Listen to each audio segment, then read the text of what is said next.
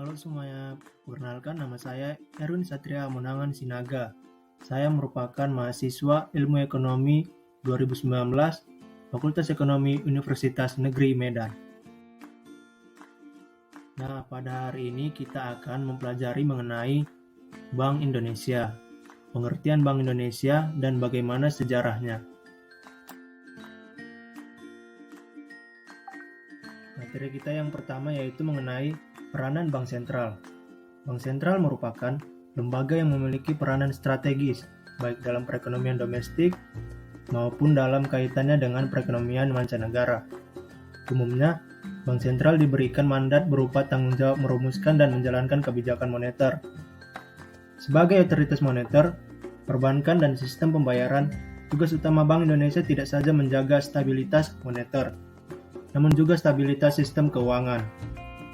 Keberhasilan Bank Indonesia dalam menjaga stabilitas moneter tanpa diikuti oleh stabilitas sistem keuangan tidak akan banyak artinya dalam mendukung pertumbuhan ekonomi yang berkelanjutan. Materi berikutnya yaitu sejarah Bank Sentral. Pertama, pada mulanya Bank Sentral dinamakan Bank Sirkulasi atau Bank of Issue, yang bertugas mempertahankan konversi uang kertas yang dikeluarkan terhadap emas atau perak maupun keduanya. Kemudian yang kedua, Bank Sentral pertama kali berdiri sejak tahun 1668, yaitu berdirinya Bank Sentral Swedia atau The Riksbank of Sweden. Kemudian yang ketiga, diikuti dengan berdirinya Bank Sentral Inggris atau The Bank of England yang beroperasi pada tahun 1694. Hingga kini sudah ada kurang lebih 173 bank sentral di seluruh dunia. Materi kita yang berikutnya yaitu terdapat 5 peran Bank Indonesia. Peran yang pertama, Bank Indonesia memiliki tugas untuk menjaga stabilitas moneter, antara lain melalui instrumen suku bunga dalam operasi pasar terbuka.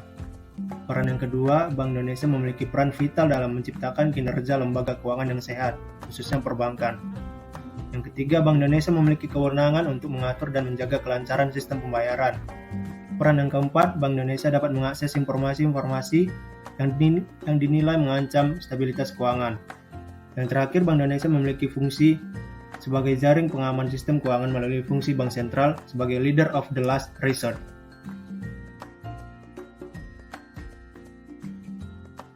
Kemudian materi kita yang selanjutnya yaitu mengenai sejarah Bank Indonesia. Dalam perkembangannya terdapat 5 periode tahun yang penting terhadap perkembangan Bank Indonesia.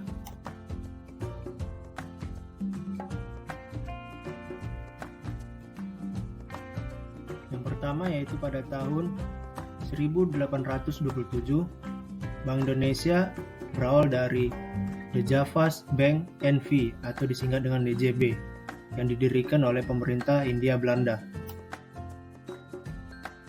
Pada waktu itu, DJB bertindak sebagai bank sirkulasi dan menjalankan beberapa fungsi bank sentral lainnya, serta melakukan kegiatan bank umum. Pemerintah Belanda memberikan hak oktrooi kepada DJB, yaitu hak untuk mencetak dan mengedarkan uang gulden Belanda. Periode yang kedua yaitu pada tahun 1968. Diterbitkan Undang-Undang Bank Sentral yang mengatur kedudukan dan tugas Bank Indonesia sebagai bank sentral, terpisah dari bank-bank lain yang melakukan fungsi komersial. Selain daripada 3 tugas pokok Bank Sentral, Bank Indonesia juga bertugas. Lalu dilanjutkan pada tahun 1999, yang merupakan babak baru dalam sejarah Bank Indonesia, sesuai dengan Undang-Undang Nomor 23 Tahun 1999 yang menetapkan tujuan tunggal Bank Indonesia, yaitu mencapai dan memelihara kestabilan nilai rupiah. Berikutnya pada tahun 2004, Undang-Undang Bank Indonesia diamandemen dengan fokus pada aspek penting yang terkait dengan pelaksanaan tugas dan wewenang, termasuk penguatan Terakhir pada tahun 2008, pemerintah mengeluarkan peraturan pemerintah pengganti Undang-Undang Nomor 2 Tahun 2008 tentang perubahan kedua atas Undang-Undang Nomor 23 Tahun 1999 tentang Bank Indonesia sebagai bagian dari upaya menjaga stabilitas sistem keuangan. Amandemen dimaksudkan untuk meningkatkan ketahanan perbankan nasional dalam menghadapi. Kemudian kita lanjut dengan materi kelembagaan Bank Indonesia. Yang pertama, konsep dan teori kelembagaan Bank Sentral. Kelembagaan Bank Sentral telah banyak berkembang sejak pertama kali muncul sekitar 400 tahun yang lalu. Awalnya, Bank Sentral berperan sebagai penyimpan dan penyortir uang koin dan beberapa kasus tertentu menjadi sumber dana untuk perang. Seiring waktu, fungsi Bank Sentral berkembang menjadi penerbit uang sebagai bank untuk pemerintah dan bank yang lain, pengawas sistem keuangan, pengawas bank, serta pembuat kebijakan moneter. Saat ini terdapat peran yang sama dan berbeda di antara bank sentral di dunia. Yang kedua, status dan kedudukan Bank Indonesia. Dilihat dari sistem ketatanegaraan Republik Indonesia, kedudukan Bank Indonesia sebagai lembaga negara yang independen tidak sejajar dengan lembaga tinggi negara lainnya seperti Dewan Perwakilan Rakyat, Badan Pemeriksa Keuangan, dan Mahkamah Agung. Kedudukan Bank Indonesia juga tidak sama dengan departemen karena kedudukan Bank Indonesia berada di luar pemerintahan. Status dan kedudukan yang khusus tersebut diperlukan agar Bank Indonesia dapat melaksanakan peran dan fungsinya sebagai otoritas moneter secara lebih aktif dan efektif. Yang ketiga, tujuan dan tugas Bank Indonesia. Dalam kapasitasnya sebagai bank sentral, Bank Indonesia mempunyai satu tujuan tunggal, yaitu mencapai dan memelihara kestabilan nilai rupiah. Kestabilan nilai rupiah ini mengandung dua aspek, yaitu kestabilan nilai mata uang terhadap barang dan jasa, serta kestabilan terhadap mata uang negara lain.